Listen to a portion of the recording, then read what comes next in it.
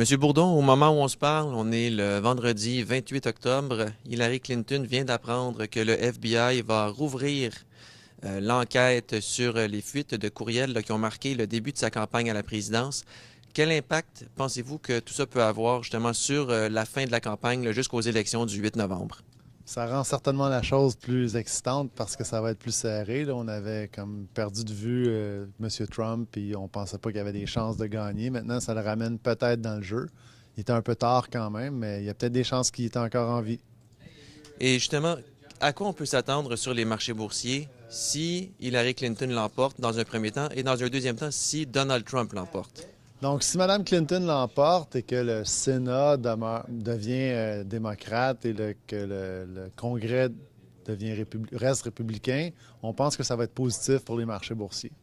Parce que ça va être un peu comme si c'était pas passé grand-chose. Par contre, si le Sénat est démocrate et la Chambre des représentants est démocrate aussi, là, ça risque d'être plus problématique à long terme parce qu'il va y avoir des mesures pour taxer les gens plus et pour faire de la redistribution qui va être plus importante.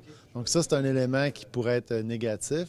Et si M. Trump gagne l'élection, là, on se retrouve dans un territoire complètement différent où il va y avoir beaucoup plus de volatilité parce qu'on ne sait pas vraiment ce à quoi s'attendre avec lui. Il a dit qu'il voulait éliminer pratiquement le libre-échange, qu'il serait prêt à dépenser beaucoup, à créer plus de dettes. Donc, je pense que les marchés financiers en général, que ce soit obligations ou actions, auraient un peu de difficulté dans ce contexte-là.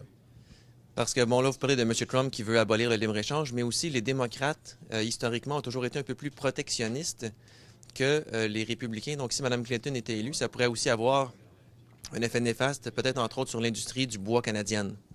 Oui, bien, il y a une tendance qui semble être quand même assez lourde, à part au Canada, où est-ce que beaucoup de pays ne veulent plus vraiment faire de libre-échange ou ont un effet protectionniste. L'élection de Mme Clinton ou de M. Trump sur cet aspect-là, je pense qu'ils sont assez équivalents en termes de leur impact. Donc, je ne crois pas qu'il va y avoir une différence. Évidemment, le bois d'œuvre, c'est quelque chose qui est dans les manchettes ces jours-ci. Ça pourrait avoir de l'impact, tout comme toute l'économie canadienne.